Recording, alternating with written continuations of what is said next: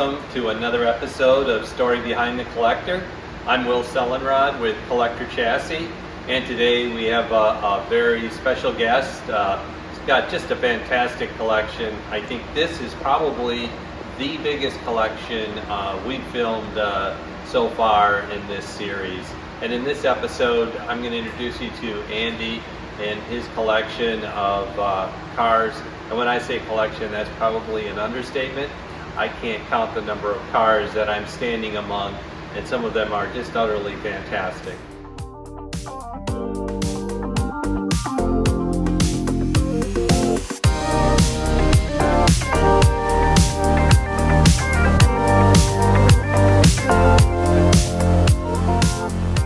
Well, let's dive in, Andy. Great to meet you. How you doing? Thank you for bringing us into your garage and getting to see and enjoy your collection. I noticed these cars back here. Let's start with these two. These are look fantastic, these Shelbys. Can you tell us about them? They're both Series 1s. It's the only car that Shelby actually made from the ground up. Both of these cars were owned by the race car Tony Stewart. He actually bought them for gifts. He was going to give the red one to Dale Earnhardt, and the yellow one was Kenton was going to get it. Needless to say, he never gave them to him. I bought them right from Tony. I guess before he decided. Did you know Tony Stewart, or you no, just? It just happened. Buying a car, I met him. I bought this one from him, and then he called me up 3 weeks later to tell me he forgot he had a yellow one. And if I want the yellow one, I can have it. So. And what's unique about these Shelbys? I mean, these are Shelbys that not a lot of people know about. Right. It's just that they only make 249 of them. There's only 2 red ones. The only yellow one is that one. They had Aurora race engines in them, and both of these are supercharged. Okay. The majority of the Series 1s were all silver because a paint job was like $10,000 extra that they wanted. And to supercharge them was another $29,000, I believe it was, at the time. So what makes these two extremely rare is that they have the color and they're supercharged, both of them, yes, correct? Both of them are. I mean, for a car that was built in 1996, they still did 0 to 60 in 3 seconds, or 3.1 seconds, which, then was pretty fast.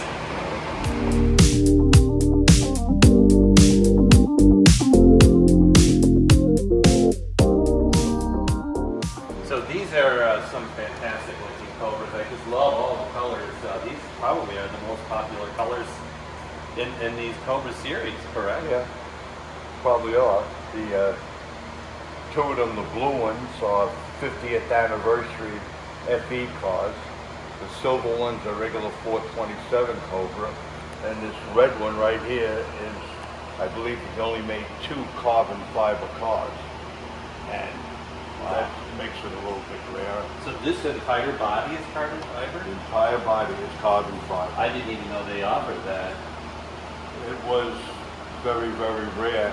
And It's probably one of the last cars that Shelby ever signed, where he's actually in the car and he signed the dash.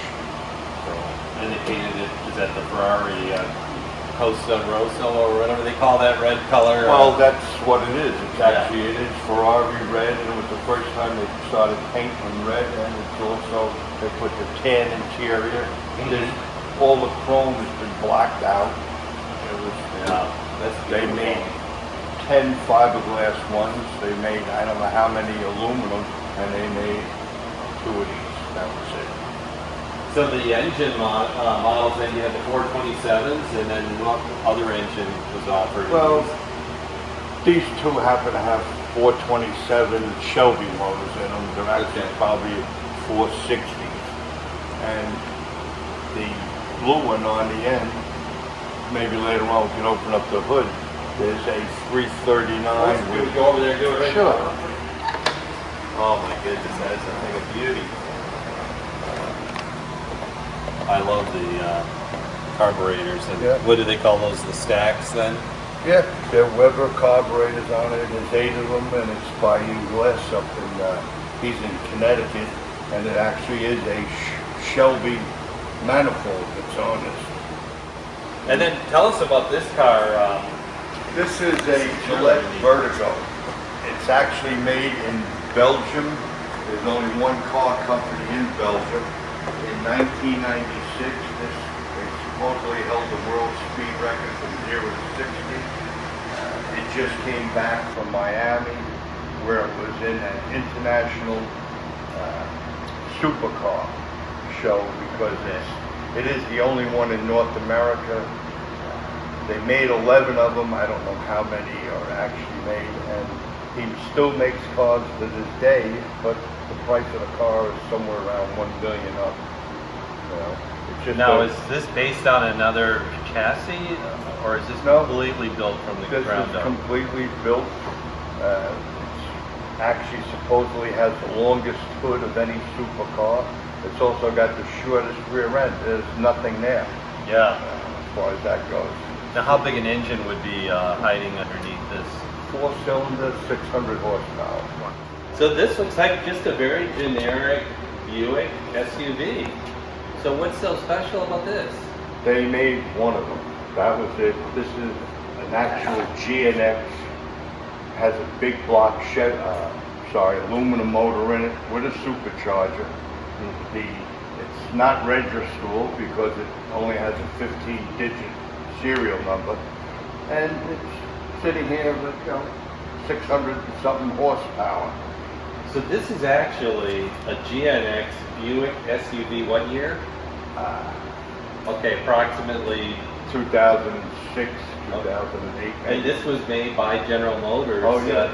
It's an experimental vehicle, so it must have been for a show or They probably did it for a show. Vehicle. Whatever, concept vehicle. Like I said, they made one, put it in their museum, and then when everything happened with the cars 10 years ago, they started selling some of them, and that's how I got it. How on earth did you find this car? Just people call me. Is that Things right? happen. Just People networking? see something. Yeah. That's all. So if we lift the hood on this, what would we see in here? Is this a V8 then or a V6? No, it's a V8.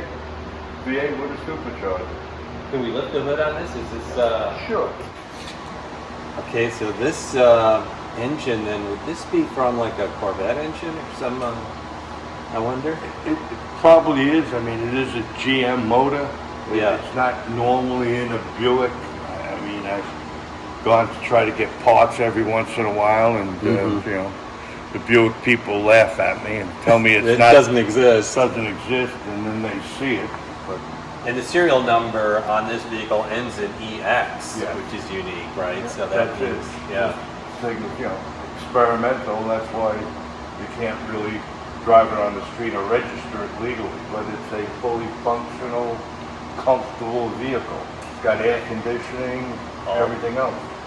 Well, I like what you were saying before. It's your wife's SUV that she can take somewhere and blow the doors off of a Corvette or anything else that pulls up alongside her at the stoplight. Well, we'll definitely be surprised.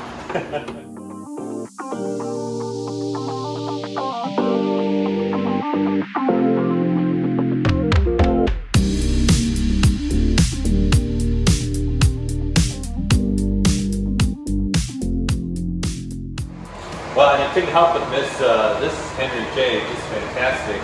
Love the color on it. What color is this? It's some kind of a I don't know, custom Cherry something or other. Yeah, I believe it. It's got a big block Chevy motor with 1071 blower on it, so Look at the size of this it'll blower. get your man. This- attention. yeah. Oh, the sucking sound is got to be like a vacuum cleaner, Oh, right? sure, you just watch the gas gauge go down. Yeah, and the interior. I mean, this is it's got racing slicks on the back, which I don't know how wide they are, but this car looks like, for a race car, the interior is really plush. Well, they did a nice job. I wasn't responsible for it. Somebody else built it and I just cleaned it up. Yeah, that's fantastic. Wow, that is a true street rod. It's just got a rumble when you're driving it. I mean, does the whole car just kind of Well, it makes enough of noise. It can get your attention. And the Shelby, oh my God, the That's GT 350. Yeah, this is a GT 350 Shelby 1968 with the original Shelby supercharger on it. Oh, I love these. Very, very few of these exist. Yeah. And you have the manual transmission. Clearly, this car is just gorgeous condition. Have you done any restoration on this car? None. Later on, you'll see next door, if we get over there, there's a KR 500, GT 500, Okay. that's got 6,000 documented miles on it. Oh, it's a KR. That's the king, right? King of the road. Hopefully we'll get to that later. Okay, yeah, we'll get to that. And I love this, the color, the stripe. This is fantastic.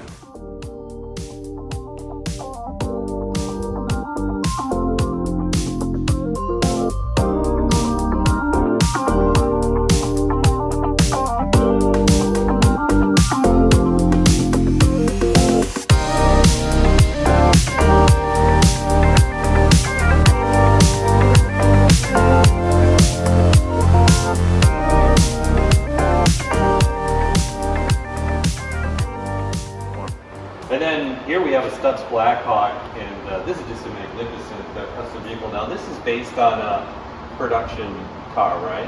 It starts off as a Pontiac. It gets shipped to Italy. Italy lengthens it, does the body work, changes everything in the car, changes the interior, all the gauges in this car, the bezels around the gauges are 18-karat gold. Wow.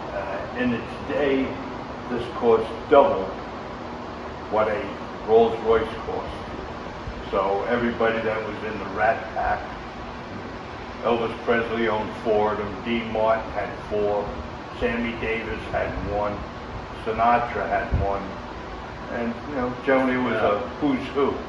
Do you know the history behind this one? Who owned it? Was it someone famous? I mean, obviously, whoever owned it loved Elvis Presley.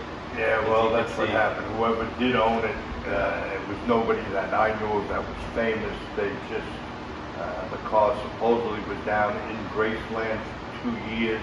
Okay. But Elvis had nothing to do with it, regretfully. Very cool. This grill is just, it's so fantastic. It's massive, and they ride so beautiful, I guess because of the sheer weight and the size of them. Yeah. And then you have the exhaust coming out the side, Yep. going underneath on the side. I mean, it's really beautifully done. What a status symbol for that era. On at 60 seconds, which is the famous Eleanor Mustang. Is this close to that model that was in the movie then? This is the model. This was in the movie, Gone in 60 Seconds? That's just the model. It has actually has a Shelby motor. Nobody ever drove it, to my knowledge. It has a complete race suspension on it. I've owned it. I've owned it probably 15 years, whatever it is. Right after the movie, I was able to get it about a year after the movie. So this Eleanor Mustang was in the Nicolas Cage movie, Yep. Gone in 60 I Seconds. was told they used it mostly for demonstrations or for grand openings. Supposedly it was at the opening ceremony for the movie when it came On out. the red carpet where all the actors walk in and they premiere it. Right. That Very was it. cool. Gosh, they did a gorgeous job of it. I mean, just the stance on it and the wheels and the look of it. Have you driven it then? Oh yeah. I drive it, not often. Because it is, you gotta stay awake driving the car. Yeah.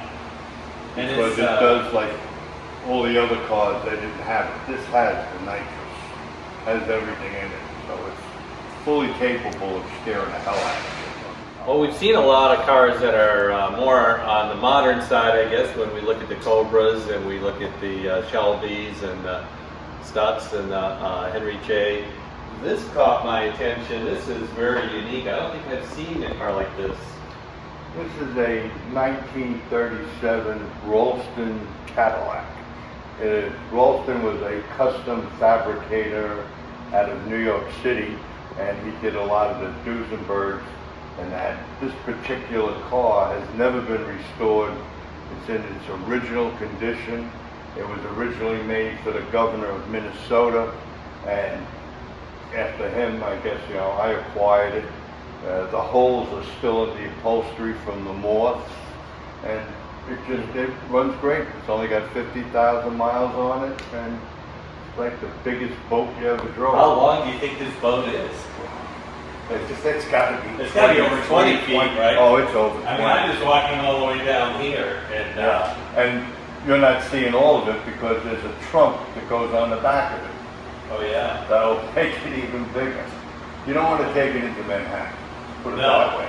But it's got to ride like a dream because of that long wheelbase. Yeah, it does. It rides like a dream, and like I said, and it's just with 50,000 miles, it's just about broken in. The thing runs great. Yeah, look at here's the Cadillac insignia, so it is officially a Cadillac. It is a Cadillac. And I like how the chauffeur always had to be open. So if it rained, That was it. That was the way. Well, there is a canvas roof that goes on top. Oh yeah, okay. I Just see in those case, grommets. I guarantee he still got wet. Yeah, totally. So Andy, I noticed this Mustang, and from the front, it is still a custom Mustang, but then when my eye travels down to the side there, is this really a station wagon? Yep, it is. It's a sedan delivery. It was made for the SEMA show. They displayed it one year. Everything inside of it is original Mustang upholstery, the little ponies on it, everything, and it's got a big 427 in it, so it'll get your attention. Yeah, it's beautifully done. A novelty that they did a very, very nice job on, whoever did it. I have no idea who made it. That is really cool. And so this is obviously one of one, like a lot of what you have in your collection. You have some very unique one-of-one cars. Yeah, definitely is one of one. And underneath it, if you want, there was a Bull Run TV series several years ago with Goldberg, the wrestler, and they would race across America doing different stunts. That actually was what all the actors or celebrities drove, and it was in the show for 2 years. That was the other ones were privately owned vehicles, but the producer owned that, and I got it from the producer after he was done with it. This stuffs, right? So Golden Hawk. yeah. Bought it from the original owner. Regretfully, it's in backwards, but Yeah, but That's what underneath happens. it's just pristine. I Yeah. mean, and it's not dripping anywhere that I could tell. no, it's a nice car. And the Golden Hawk, that had the supercharged engine. Yes, that was what all the Golden Hawks, I believe, had superchargers on. And then underneath it is the hardtop convertible where the hardtop goes into the roof. Oh yeah, the Ford Fairlane. Yeah, just another nice car that somebody really maintained well. Only actually got 30,000 miles on it. So And the it's- seats are still covered in plastic. Yep, seats are covered in plastic, and I'm scared to take the plastic off. I don't know what's going to happen. So it's going to stay on. Well, it was always just quite the entertainment to see the roof open up and the trunk open up and the roof go down into the trunk. I mean, it's so When cool. I got the car, the fellow or somebody had rigged it that you could stand outside the car and hit a button. So I guess he did that for a visual effect at a car show or whatever else it was. This one you'll like. That is a Shelby Mustang, needless to say. The only difference is it's serial number 1, production number 1. In 2006, Shelby made this car, brought it to the SEMA show, and what he told me at the time when he was alive, needless to say, is that from the show, if he got 1,000 phone calls, what they were complaining about is why didn't you do a V8? That is a 6-cylinder supercharged with 400 horsepower. But in 2007 he came out with the V8, so this is actually what started the Shelby craze. That that was already basically Mustangs, and that was it. He hadn't built the Mustang I think since 1970. So. Well, this engine, since it's not a V8, is probably lighter, so the power to weight ratio is probably pretty nice on this car. Yeah, you can go on, I believe it's on YouTube, and you can find out where they were actually racing this, and showing it off. I mean, it did the SEMA show, it did all the shows because this was Shelby's entrance into the market. Yeah. So the fellow that designed this car worked for Shelby.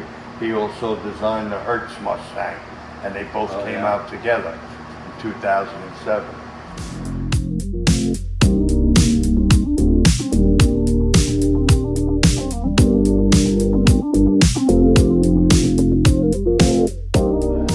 Underneath it, Shinoda was the one that used to make the Boss Mustangs for Ford. Okay. And he stopped making, I believe the Bosses ended in 1971. He went out on his own and he made Shinoda Bosses. The only difference is he only made one of these. This is a twin turbo, supposedly 1,200 horsepower car.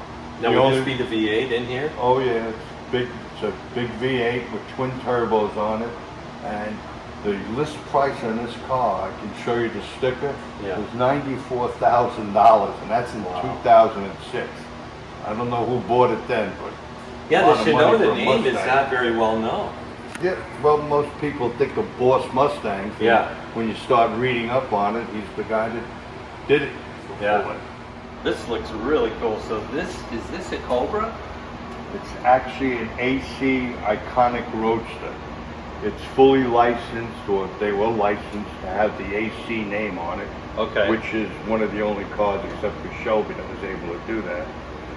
The two cars are completely, exactly the same, except they removed the body from the upper car because it did the car show circuit. And they wanted to show how it was made and everything else. There is nothing on this car that comes from another car. Everything is custom made. They have 800 horsepower naturally aspirated motors in both of them. Wow. They're capable of 240 miles an hour. Not that I would try it. Mm-hmm. And that's it. Regretfully, the fellow that designed it, and they were actually built in Detroit, passed away. So did you buy these as a pair then, together? Yeah, I bought them as a pair. To my knowledge, that's all it was made was a pair. And when he died, the cars were in one place, the documentation was in another. You know, it was whatever. It was just a disaster, more or less. But It's just amazing, Andy, that you're able to find such unique cars. Well, I Is that get a kind of lot your of help. theme? No, I get a lot of help. People call me or tell me, hey, this is here, that's there, or somebody will call me and say, do you want to buy this or whatever, and that's what happens. A lot of, I don't go actually looking for particular things. Mm-hmm. Just, they materialize. And folks, we're only in one garage here, okay? There's another one we're going to walk to in a second. That might be a couple minutes to get there. No, it won't be too far. It's not a far walk. Well, let's We'll go be all over right. there and take a look. You ready? Let's go.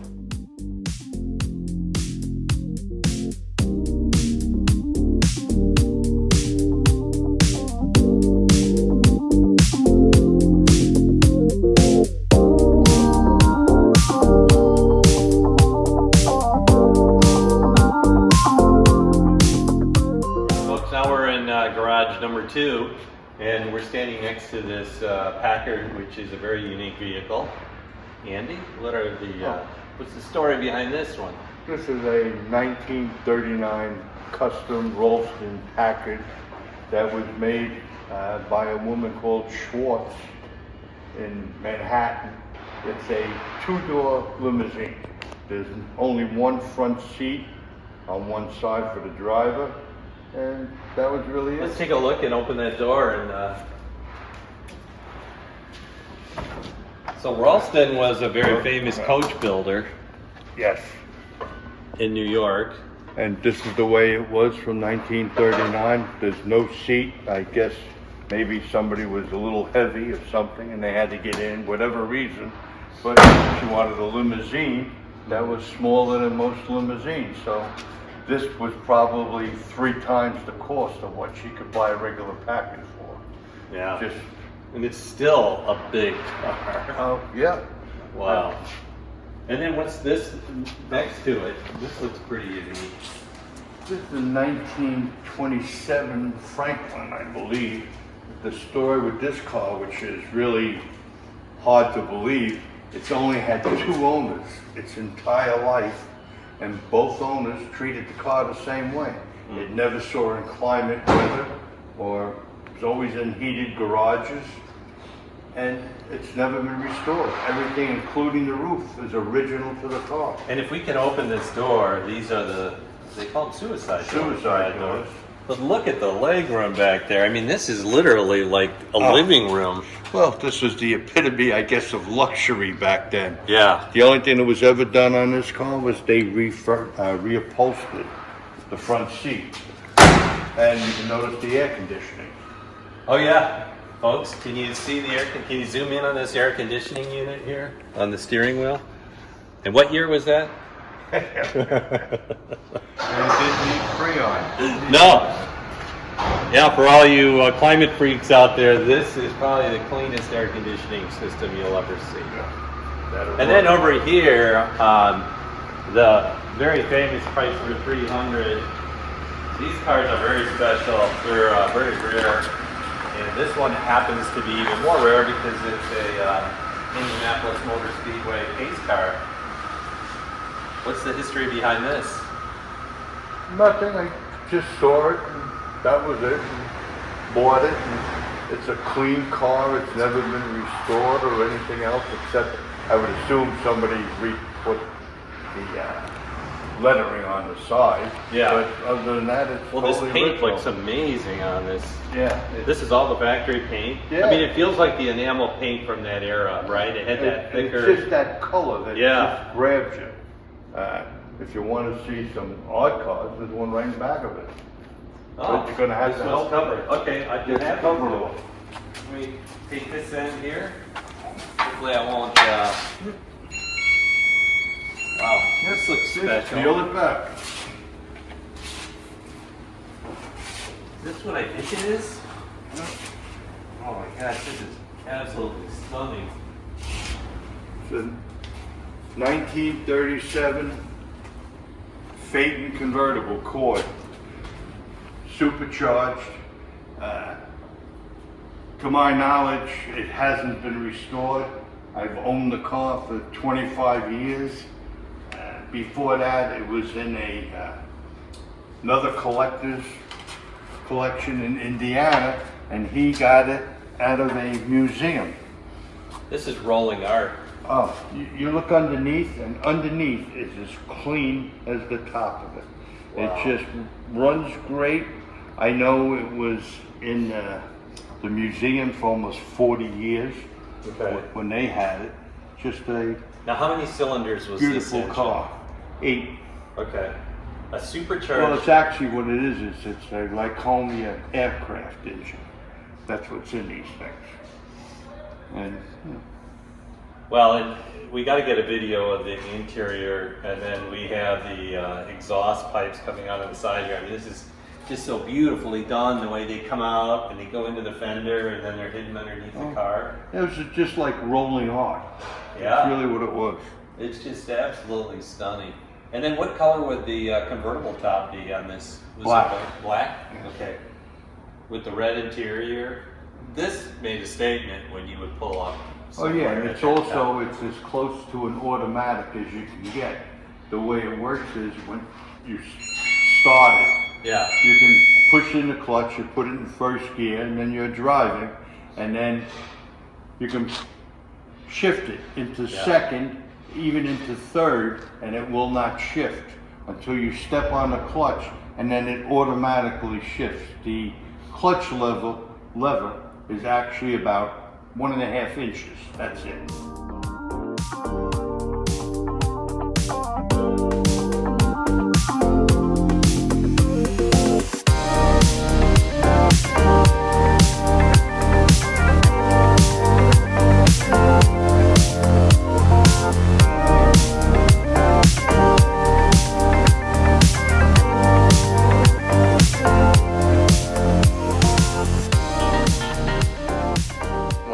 So everybody's familiar with Shelby, of course, and we saw the GT350 in the other garage. Yeah. This is a very special car. It is a KR from 1968. The difference with this car, I mean, at one point it was restored, but it's got 6,000 documented miles on it. It's in the Shelby registry. It is the lowest mileage 68 car that exists. Just a nice car. It's a V8 automatic with air conditioning. And yet, for the first 5 years of his life, it was a drag car. And that's what it was used for. That seems to be a familiar story with a lot of these older Shelbys, Yeah. right? It was a drag car. After the 5 years was done, a Ford representative bought the car, and he completely refurbished it back to the way it was. Okay. And whatever. It's super that's the clean story. underneath. Oh yeah. And it looks like you're doing some maintenance on it right now, correct? Well, it's been in my garage for 20 years. I haven't started it. I haven't done anything, so it's in here to, to drain the oil, make Okay. sure all the gas is already out of it, and It looks like you put in a new gas tank. then. yeah, put a new gas tank from just sitting in my garage. The gas tank went bad. Yeah. So hopefully we'll start it this week and everything will be fine. Well, this is a GT500 KR. What an amazing car, and it's in the red. It's got the 428 engine in it. Wow. And what color is the interior then? Black. Well, and I couldn't help but notice this is a Cadillac, and you were mentioning this decal on the windshield. What is that about, Andy? And Miss America. When Miss America, the winner, the next day they had a parade along the Atlantic City boardwalk. She would ride in this car, and that's what they used it for a couple of years. It's just a nice, fully optioned 34 Cadillac. It has every single option on it. Every that's option. available. It even has a windshield for the rumble seat. Yeah, if you can come around and get a video of that, that's pretty incredible. I had never even heard that Yeah, I did. existed. One of the glass panels was broken.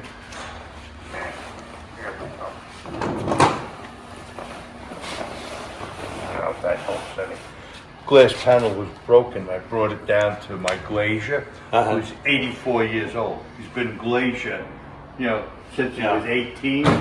And I came in and I said, I got something you've never seen before. And he says, I've seen it all and whatever. Yeah. And I said, you want to bet? And he said, what? And I said, give it to me for free if you don't know what it is, or I'll pay double. Yeah. And he's just a really nice man. And he said, yeah, all right. And then I showed him the windshield, and he looked and he said, I have no damn idea what it is because I've been doing this for 60 years.